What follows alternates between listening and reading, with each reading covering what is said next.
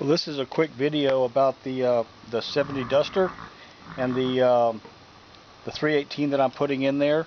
The motor that's in it has been sitting 37 years. I'm just going to take it out and put it in storage.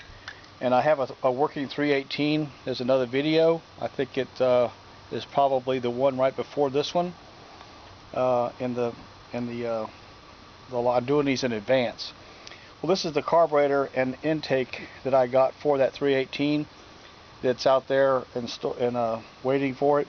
It's a 1406 4352 Edelbrock, and it has USA stamped in the top of it.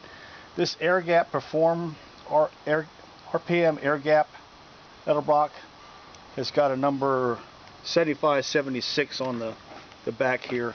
It's in really good shape. I'm going to go ahead and clean these up and make them ready to put on that engine, and I'm going to clean that engine up too, make sure everything's looking good and nothing's broken. I know it runs. I've seen a video, but I've never actually ran it myself, so got a little work to do to get that ready to go, but this is what I'm going to put on it. Thanks for watching.